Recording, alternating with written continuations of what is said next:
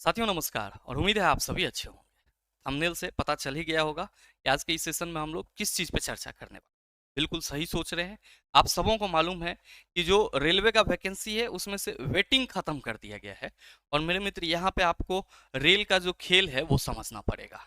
चीज़ें किस तरह से आगे बढ़ रही है, अगर आप इस पे फोकस आज नहीं किए तो भविष्य में आप सभी तैयारी करते रह जाएंगे, लेकिन जो बेरोजगारी का धब्बा है वो नहीं मिटने वाला है।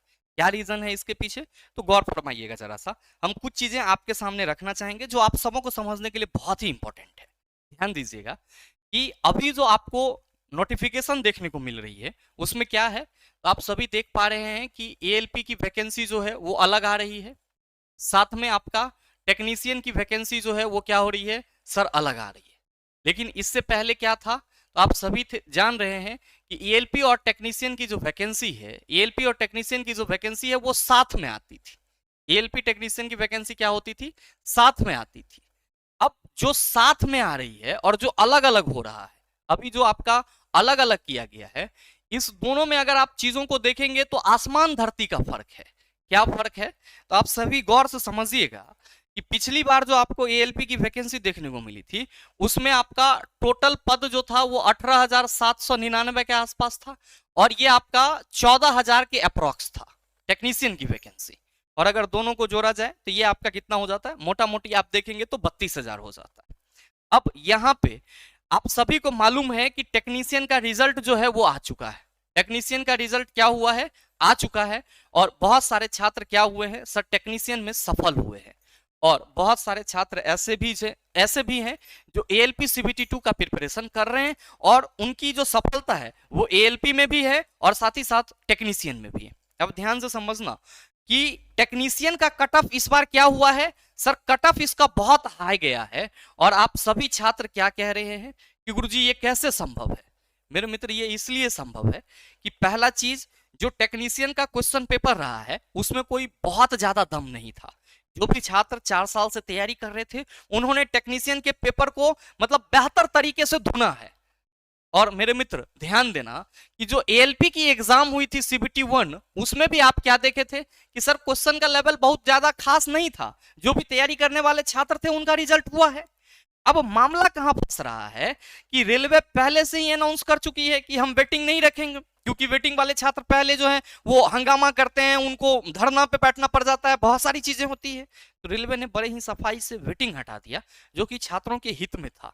अगर कोई छात्र किसी पोस्ट को छोड़ रहा था तो कहीं ना कहीं उनको मौका मिलता, लेकिन रेलवे ने इसको बड़े सफाई से हटा दिया और क्या कहा कि हम आपको साल दर साल वैकेंसी देंगे।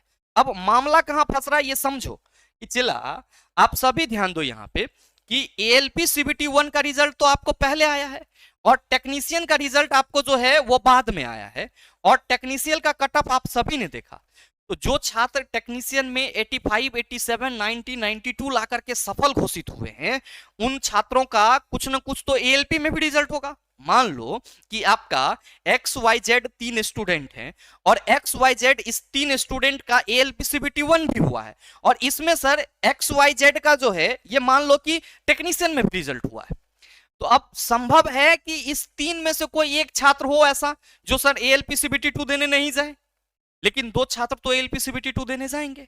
और चूंकि अभी तैयारी का समय भी है और छात्र अपने हिसाब से तैयारी कर भी रहे हैं, क्योंकि आप सभी कहीं ना कहीं डेडिकेटेड हैं इसके लिए, तो जाहिर सी बात है कि आप जब डेडिकेटेड हैं तो आपको रिजल्ट होना ही होना है। तो मसला कहां फंसेगा कि चला टेक्नीशियन में भी आपका सीट गया, एक्स वाई जेड टेक्नीशियन में भी रिजल्ट दिया, एएलपी सीबीटी 1 में भी रिजल्ट दिया, वाई जो है वो टेक्नीशियन में भी रिजल्ट दिया, यहां पे भी रिजल्ट दिया, जेड यहां पे भी रिजल्ट दिया, यहां पे भी रिजल्ट दिया। अब इसमें से अगर कोई भी दो छात्र एएलपी सीबीटी 2 भी सेलेक्ट कर जाते हैं, एएलपी सीबीटी 2 भी करेक्ट कर लेते हैं, साइको भी करेक्ट कर लेते हैं, तो आप क्या पाएंगे कि गुरुजी जो सीट था वो तो एक्स और वाई का मान लो कि यहां भी हो गया, यहां पे आपका सीबीटी 2 भी हो गया, इसका एक्स और जेड का सीबीटी 2 भी हो गया और एक्स जेड यहां पे भी है। तो मेरे मित्र ये जो 2 सीटें हैं, क्योंकि एक्स और जेड जो दोनों छात्र हैं जिनका एएलपी और टेक्नीशियन दोनों जगह रिजल्ट हुआ है, तो वो तो कहीं एक ही जगह ज्वाइन करेगा। अब एक ही जगह ज्वाइन करेगा तो एक जगह की सीट तो जो है वो क्या होगा, आप कहेंगे खाली रह जाएगा। और मेरे मित्र इसी सीट को रेलवे क्या करेगी, अगले वैकेंसी में जोड़ देगी और आपके सामने रख देगी कि ये लो नया कैलेंडर। ये लो नया कैलेंडर। तो रेलवे का जो खेल है वो क्या है? तो सर रेलवे का खेल पूरी तरीके से छात्रों को उलझाने वाला है। जिस तरह से सिस्टम चल रही है, चाहे वो एएलपी सीबीटी 2 का एग्जाम हो, उसका मतलब क्या कहते हैं सर, कैंसलेशन, और टेक्नीशियन एग्जाम में आपका कट ऑफ का हाई जाना, सही क्वेश्चन का इग्नोर करना, ये सब छात्रों को परेशान कर रहा है। और वैसे छात्र परेशान हो रहे हैं जो सर पढ़ने में एवरेज थे, जिन्होंने कट ऑफ 0.5 या 0.005 से छोड़ा है, कहीं ना कहीं उनका तो हक मिलता था। लेकिन चीजें क्या हुई है? तो चीजें सर पूरी तरीके से उलझ गई है। अगर आप सही से देखेंगे तो यहाँ पे एएलपी और टेक्नीशियन में बहुत सारे छात्र ऐसे मिलेंगे जो टेक्नीशियन में भी रिजल्ट दिए हैं और एएलपी में भी रिजल्ट होगा। तो कहीं एक जगह ज्वाइन करेंगे तो मसला क्या है कि सर एक जगह का सीट खाली होगा, और ये फायदा किसको है? रेलवे को है। रेलवे ने 18,799 और 14,000 प्लस जो वैकेंसी दी थी, उसमें इसको बहुत सारे सीट क्या होंगे सर, खाली रह जाएंगे, और इसी सीट को वो कैलेंडर, हर एक ईयर कैलेंडर ईयर में वो अपना कैलेंडर बनाते जाएंगे और छात्रों को बेवकूफ बनाते जाएंगे। अब सवाल है कि सर टेक्नीशियन की कट ऑफ हाई गई, इसके पीछे का रीजन क्या था? इसके पीछे का रीजन आप सबों को मालूम है कि क्वेश्चन का मॉडरेशन उतना ज्यादा नहीं था। दूसरी बात कि सर इसमें टेक्निकल जो सवाल थे वो तो आए ही नहीं, टेक्नीशियन के लिए टेक्निकल सवाल आए ही नहीं, तो ये भी एक कहीं ना कहीं मसला था। अब रेलवे क्या कह रही है कि हम एएलपी और टेक्नीशियन को अलग अलग कर रहे हैं, इससे क्या होगा कि हमें फायदा होगा रिक्रूटमेंट प्रोसेस में, लेकिन घाटा किसको है? छात्रों को है। मेरे मित्र यहाँ पे अगर चीजें एक साथ रहती, आप ध्यान से समझना कि अगर आपका एएलपी एंड टेक्नीशियन वैकेंसी दोनों एक साथ होती, जैसे कि पहले हो रहा था, दोनों एक साथ होती, तो क्या होता कि जो छात्र साइको हटेंगे, जो छात्र साइको नहीं पास कर पाएंगे, उसको क्या मिलता सर? टेक्नीशियन की पोस्ट मिलता। और एएलपी टेक्नीशियन दोनों मिला करके आपका टोटल, अगर हम पिछली वैकेंसी की बात करें तो 32,000 पद होता। और ये कहीं ना कहीं आप सभी छात्रों के साथ एक न्याय संगत चीजें होती।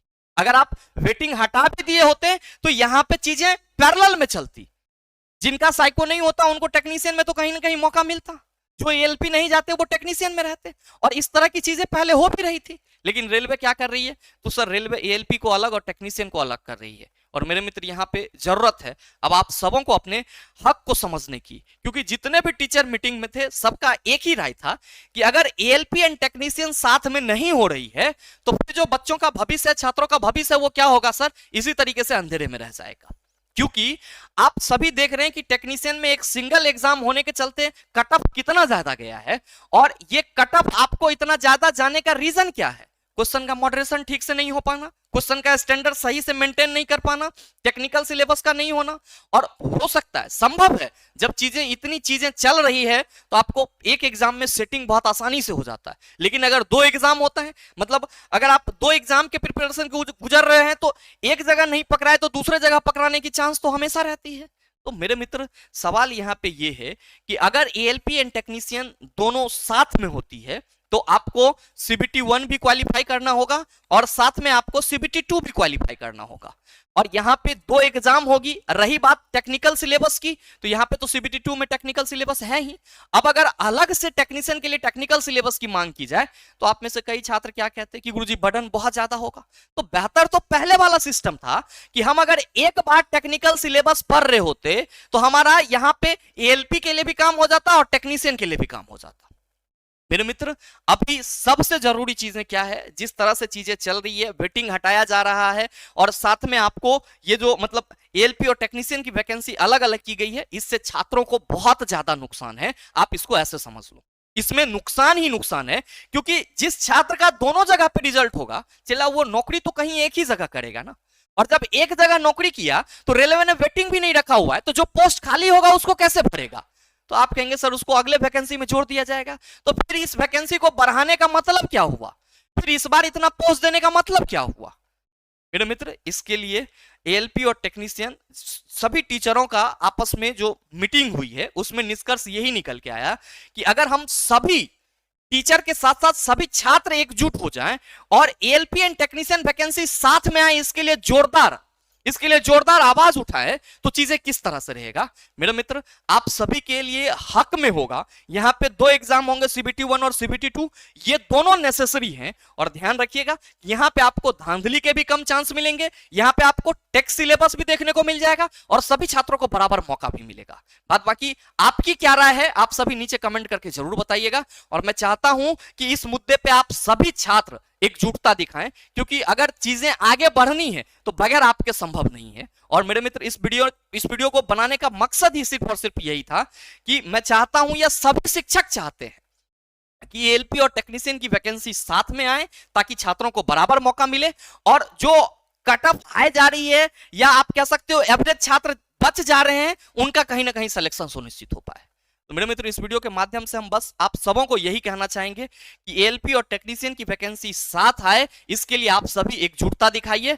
और मेरे मित्र, जितना ज्यादा से ज्यादा हो सके इस वीडियो को शेयर कीजिए, ताकि छात्र जागरूक हो पाए। और साथ ही आपके मन में क्या विचार है, एएलपी और टेक्नीशियन वैकेंसी साथ हो, इसके लिए नीचे कमेंट करके जरूर बताइएगा। बाद बाकी मिलते हैं फिर अगले वीडियो सेशन में, तब तक के लिए best of luck. Thank you, have a nice day.